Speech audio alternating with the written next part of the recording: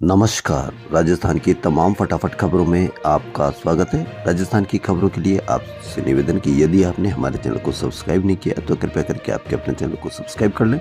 तो बढ़ते हैं आज की बड़ी खबर की ओर, मिस्टी काजला की। जी हाँ, लखनऊ में आयोजित 22वीं जूनियर नेशनल एथलेटिक्स फेडरेशन प्रतियोगिता में 200 मीटर रेस में राजस्थान की मिस्टी काजला ने कांस्य पदक जीता है।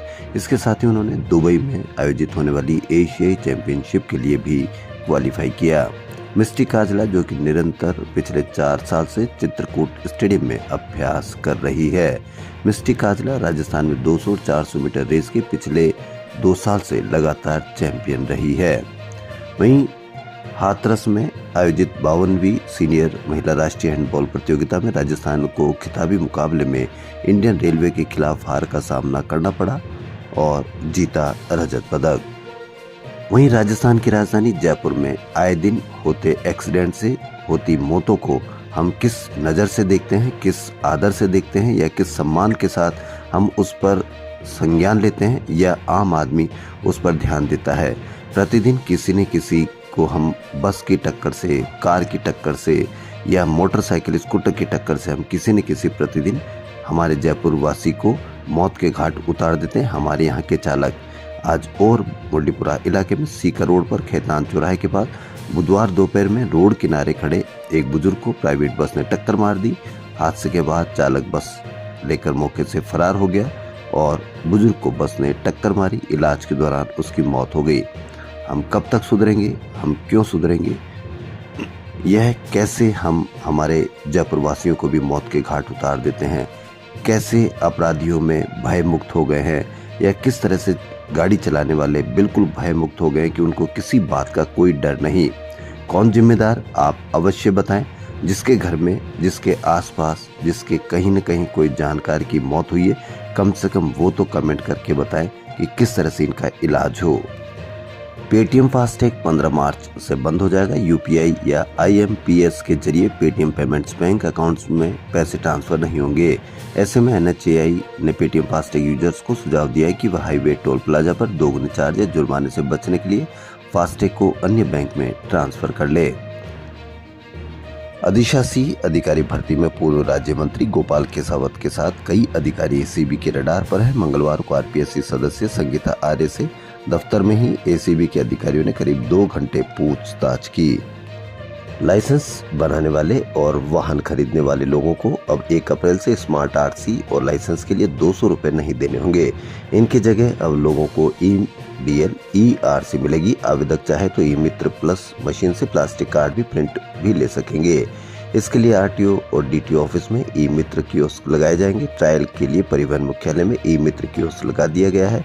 मुख्यमंत्री भजन लाल शर्मा और परिवहन मंत्री डॉक्टर प्रेमचंद बैरवा के निर्देश पर परिवहन विभाग ने इसे लागू किया जा रहा है। मस्टर रोल की बजाय 2018 की तरह ही लॉटरी पद्धति से आरक्षण के नियमों के तहत होने वाली भर्ती के विरोध में सफाई कर्मचारियों के दूसरे दिन बुधवार को भी हड़ताल जारी रही। 2 दिन से 7,700 में से अधिकांश सफाई कर्मचारियों के हड़ताल पर उतरने से शहर जयपुर में 2700 में से 2400 टन कचरा नहीं उठ सका। इसके चलते शहर में सफाई व्यवस्था चरमरा गई। ऊपरों के चक्के जाम रहे। दूसरे दिन भी न तो घरों और न ही बाजारों से कचरा उठा।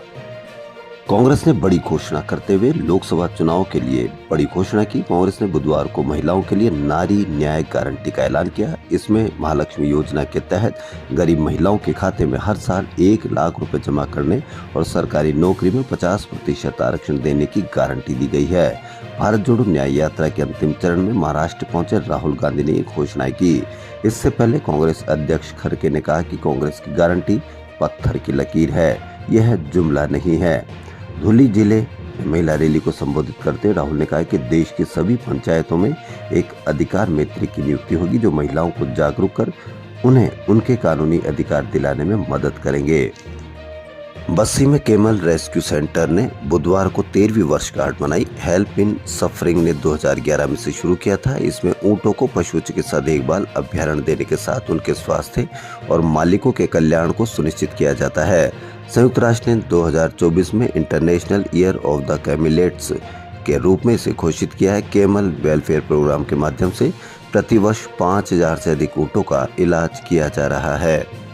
जयपुर में पाक रोजा महीना चल रहा है। जयपुर में दुनिया की सबसे बड़ी कुरान चर्चा का विषय बनी हुई है। इसकी लंबाई 10 और चौड़ाई 7 फीट है। इसके एक पेज को खोलने के लिए 4 लोगों को लगना पड़ता है।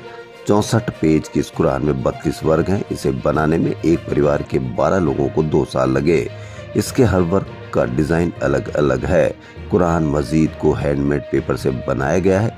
18 को जोड़कर एक पेज बनाया है। वहीं इस कुरान मजीद में हर लाइन को अलिफ से शुरू किया है। हर पेज में 41 लाइन है। ये कुरान Rajasthan Maulana Abdul Kalam Azad Arabic Persian research institute Tonk की ओर से शहरवासियों के लिए प्रदर्शित की गई है। इसे रविंद्र मंच की हीरक जयंती के अवसर पर आयोजित किए जा रहे 4 दिवसीय रंग उत्सव में देखा जा सकता है। निर्वाचन विभाग की ओर से होली के दिन यानी 24 मार्च को बीएलओ को बूथों पर बुलाने के आदेश पर विवाद खड़ा हो गया। त्योहारों के दिन इस तरह से बुलाने का शिक्षकों ने भी विरोध प्रारंभ कर दिया है। उनका कहना है कि होली हिंदुओं का प्रमुख त्योहार है। इस आदेश के कारण बड़ी संख्या में शिक्षक अपने परिवार के संग होली का त्योहार मनाने के लिए भी नहीं जा सकेंगे। इसलिए इस आदेश में संशोधन किया जाए। पुलिस मुख्यालय की ओर से कांस्टेबल भर्ती के लिए विज्ञापित 3578 पदों में से 2% यानी 56 पदों पर उत्कृष्ट खिलाड़ी कोटा में भर्ती के लिए समान पात्रता परीक्षा 2022 में सम्मिलित होने वाले योग्य अभ्यर्थियों से ऑनलाइन आवेदन मांगे हैं। 56 पदों पर भर्ती के लिए 27 मार्च से 16 अप्रैल तक राजस्थान के मूल निवासी ऑनलाइन आवेदन कर सकेंगे। भर्ती एवं पदोन्नति बोर्ड के एडीजी सचिन मित्तल ने बताया कि यह आवेदन राजकॉम इन्फो सर्विसेज द्वारा संचालित समस्त ई मित्र कियोस्क, जन सुविधा केंद्र और राजस्थान पुलिस के ऑनलाइन रिक्रूटमेंट पोर्टल पर अपनी SSO ID के जरिए कर सकते हैं। उत्कृष्ट खिलाड़ी कोटा में केवल राजस्थान राज्य के मूल निवासी होने चाहिए। चयनित अभ्यर्थियों को केवल कांस्टेबल सामान्य पदों की रिक्तियों के विरुद्ध नियुक्ति दी जाएगी। केवल एक ही खेल के लिए आवेदन कर सकते हैं। फाल्गुन माह की पूर्णिमा तिथि यानी 24 मार्च को होलिका दहन होगा। 25 मार्च को धुलंडी खेली जाएगी। हिंदू पंचांग के अनुसार इस बार होलिका दहन के लिए 1 घंटा 20 मिनट का ही शुभ मुहूर्त होगा। इसकी वजह इस दिन भद्रा प्रातः 9:56 से आरंभ होकर मध्य रात्रि 11:13 तक भूमि लोक की ही रहेगी, जो कि सर्वथा त्याज्य है। तथा होलिका दहन भद्रा के पश्चात मध्य रात्रि 11:13 से मध्य रात्रि 12:33 के मध्य होगा। होलिका दहन के दिन स्वार्थ सिद्धि योग्य और रवि योग बन रहा है। समाज में दहेज मुक्त शादी का संदेश देने के लिए शगुन के तौर पर केवल 1 रुपया लिए हैं। हरियाणा ब्राह्मण समाज के देवलिया निवासी हरनाथ कोठोतिया ने अपने पुत्र हनुमान कोठोतिया की शादी में बिना दहेज लिए केवल 1 रुपया लिया। छोटा बगरू निवासी शंकर राम राय ओम बलेसरा दहेज लेने में हर तरफ से सक्षम होते हुए भी वर पक्ष की भावना को समझकर दहेज में 1 रुपया और नारियल देने का फैसला किया। रेलवे 1 अप्रैल से पूरी तरह से डिजिटल भुगतान लागू कर दिया जाएगा। इसके लिए रेलवे द्वारा विभिन्न चरणों में इसे स्टेशनों पर लागू किया जा रहा है। इसी के तहत जयपुर जंक्शन पर अब रिजर्वेशन टिकट भी ऑनलाइन भुगतान करने पर मिल सकेंगे। रिजर्वेशन एक्सपर्ट ने कहा कि उत्तर पश्चिमी रेलवे के प्रिंसिपल ने रिजर्वेशन काउंटर्स पर QR कोड रिडीम डिवाइस रखवा दी गई है। फिलहाल इनकी ट्रायल के तौर पर शुरुआत की गई है। आबकारी विभाग की शराब दुकानों की रिन्यूअल पॉलिसी फेल होने के बाद अब मौजूदा शराब दुकानों की लाइसेंस अवधि 3 महीने यानी 30 जून तक बढ़ा दी गई है। इसके अलावा दुकान संचालकों की गारंटी जमा करवाने की छूट दी है। केंद्र सरकार ने 7 मार्च को केंद्रीय कर्मचारियों के महंगाई भत्ते में 4% की बढ़ोतरी की थी। आमतौर पर केंद्र के डीए बढ़ाने के साथ ही 2-3 दिन में ही राज्य कर्मचारियों का भी डीए बढ़ा दिया जाता है। कांग्रेस सरकार उसी दिन बढ़ा दिया करती थी। इस बार नई सरकार फिलहाल ये फैसला नहीं कर पाई है। बताया जा रहा है कि फाइल वित्त विभाग से CMO में पहुंच चुकी है, लेकिन स्वीकृति के इंतजार में है। सोमवार को सोशल मीडिया पर लिखा जा रहा था कि यूपी ने भी दे दिया, अब राजस्थान की बारी है। असल में केंद्र से जारी होने के दिन से ही आस बढ़ जाती है।